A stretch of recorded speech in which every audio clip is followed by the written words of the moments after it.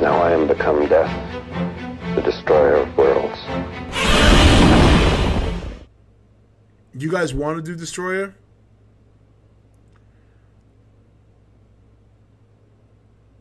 Oh, so you guys want to hear that? I was getting the impression you guys didn't want to hear this shit anymore. I thought I saw a couple of people say that they don't, it's not worth, you know. Okay, we'll do Destroyah. No problem. That was the whole purpose of this. Guys, I want everybody to make a bet. How many subs do you think I'm going to lose after the stream from roasting the way some of these people wrote this shit?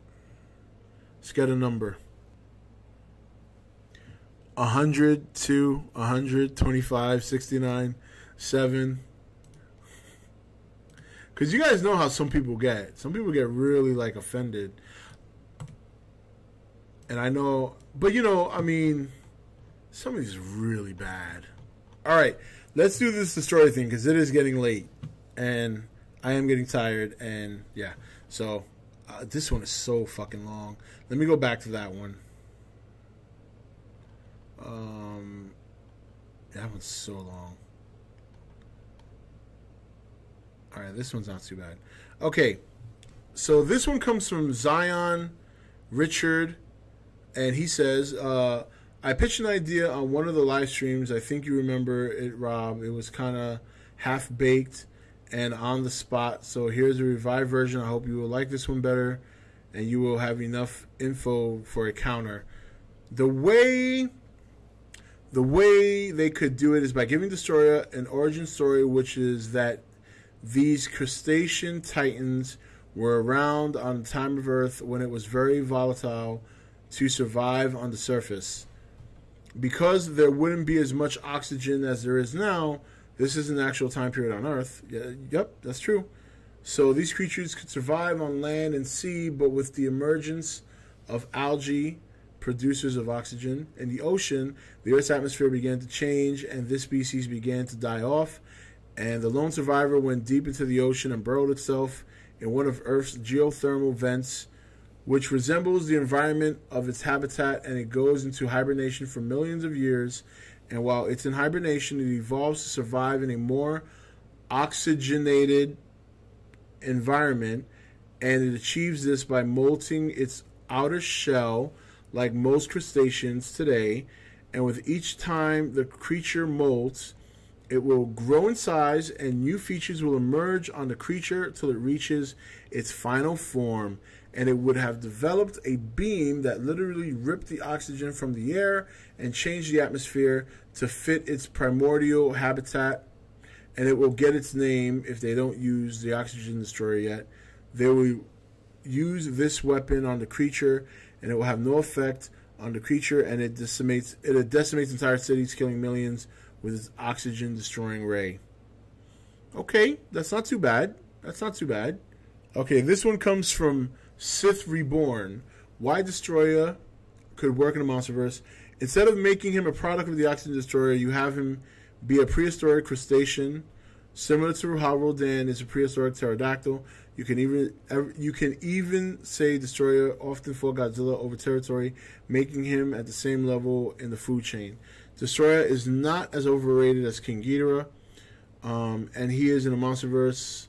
King Ghidorah is one of the big three Toho Kaiju, yet he's always gotten his ass beat in combat, except for the time he fought Mothra in Rebirth of Mothra 3. Destroyah, on the other hand, was able to go toe-to-toe with burning Godzilla for the time, and even killed Godzilla Jr. That's one more Godzilla kill than Ghidorah, even if it was a young one instead of adult Godzilla. Plus, in almost every movie Ghidorah appears in, he is being mind-controlled by aliens or people. Number 3, also I believe an updated Destroyah design would go over well with the general public, as Destroyah has a very demonic look in nature. I agree with this. I think he has a great look for the general audience.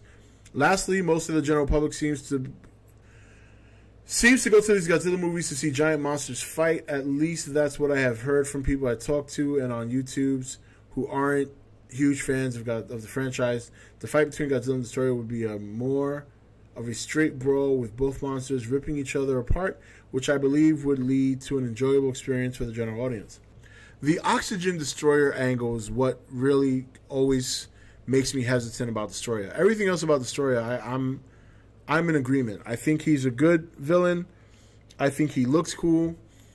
It's the oxygen destroyer angle that always kind of leaves me at Okay, here is another one.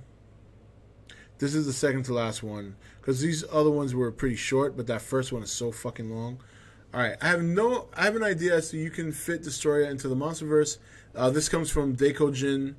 I have an idea of how you can fit Destroyer into the Monsterverse, and that is not just to make him bigger and badder than Ghidorah, but rather give him his own solo movie to show what he can do.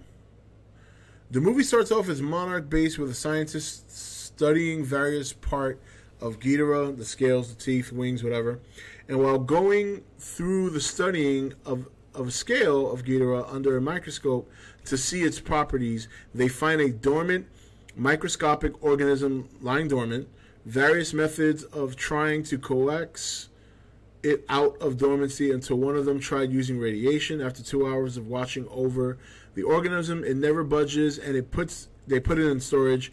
And after many hours later, the radiation finally kicks in the organism. It never budges. The organism awakens. The next day, the scientists go back to the organism and see that it has grown significantly, but still unable to be seen by the human eye.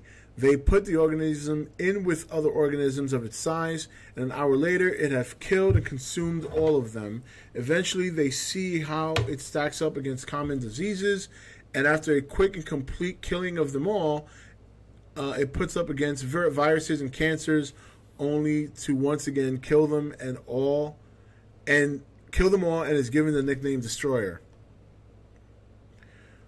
I'll try to make them next parts less in depth to save time. It is found out that Destroyer is a type of ancient form of crustacean. That's the third one that uses an ancient form of crustacean, and it keeps growing. Is able to kill fish up to 10 times its size through an aura that makes an oxygen around its area unbreathable. Monarch realizes the Destroyer is getting out of control or getting out of hand and attempts to kill it, only to fail. Destroyer escapes the lab and into the jungle outside the Monarch base. Days later, Monarch scientists realize the jungle has started to die around them, and there has been a radiation leak. When investigating, they are met with a variety of changed Destroyer that look similar to the second stage from the High Side series, killing 6 people before being captured. After capture, it is discovered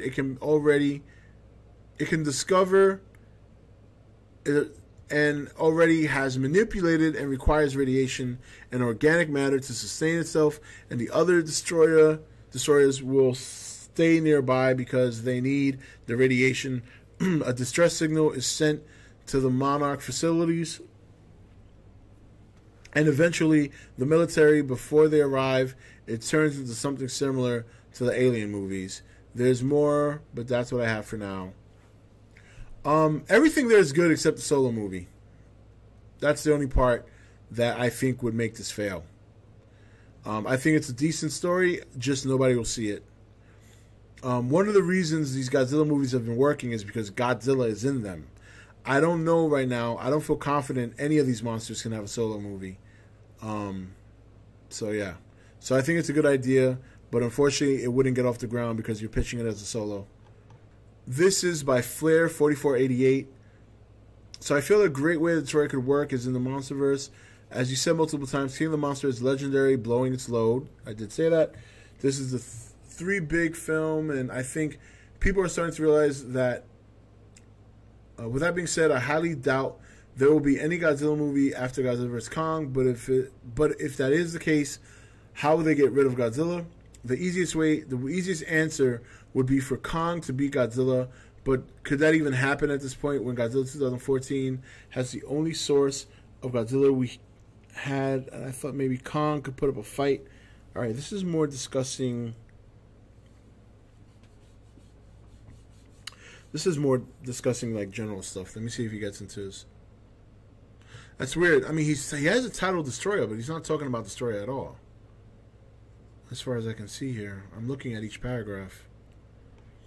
He starts with Destroyah down here. All right, Destroyah could be strong enough to be Godzilla. Destroyah is one of the few monsters that I could see them reasonably introducing in the span of one movie, and he would still be strong enough to defeat Godzilla. The only other monster on that level would be Ghidorah or maybe Mechagodzilla, but one will most likely be dead by the end of King of the Monsters, and Godzilla is on the good side. Again, these are strong assumptions people make, and he's not good. He's a gray area of a monster. Plus, the world the Monsterverse is set up just doesn't carry enough reason to make Mechagodzilla. I agree with that. I don't feel that there are any other monsters that would feel as endgame as Destroyah. I agree with that too. In fact, I talked about that in a video. I don't know about you, but I think it would be kind of dumb for Biollante or Hedorah to get the final blow on Godzilla as compared to a monster as menacing and powerful as Destroyah. There would be an interesting plot. Watching Destroyah evolve through the movie would be awesome to see. It would be a great way to make tense moments, even when Kong or Godzilla are... Oh, you're... Okay, so basically he's pitching this as a... Destroyah is the B-plot storyline of Godzilla versus King Kong. I don't think that's going to work. I don't think any other monster should be Godzilla versus King Kong. I think Godzilla versus King Kong should be Godzilla versus King Kong, not Godzilla versus King Kong and a side dish of Destroyah. Return of the Autistic Cucumber. So, alright, so this one was long simply because he set up or discussed his reasoning behind certain things before making his pitch. And it's a decent enough pitch, but the problem is you're putting him in a movie that I don't think he has room to be in. So those are your four. And this one is just, like I said, he's talking about Destroyah being a B-plot storyline in the Godzilla vs. Kong movie. And he thinks it should be a send-off for Godzilla. Okay. Yeah, I just don't think it works in Godzilla vs. Kong. It might work in a Godzilla-focused solo or versus movie where it appears to be solo in the beginning, but not in Godzilla vs. Kong. Definitely not. So, and that's it for those little entries and pitches, guys. So, did any of you guys think, or did you guys hear anything that had any legitimacy, or you guys think could be something of significance that could work? I'm not convinced with most of them. Yeah, they all went. Yeah, I agree. A lot of them went a crazy sci-fi route that just wouldn't work here. Thank you for watching E.T.N. Click here to watch more content. Or you can click here to become an E.T.N. patron. Don't forget to leave a comment. Also, make sure you like and share this video. If you want to know when the next video is up, click the notification bell next to the subscribe button. And most of all, make sure to click that subscribe button for regular content.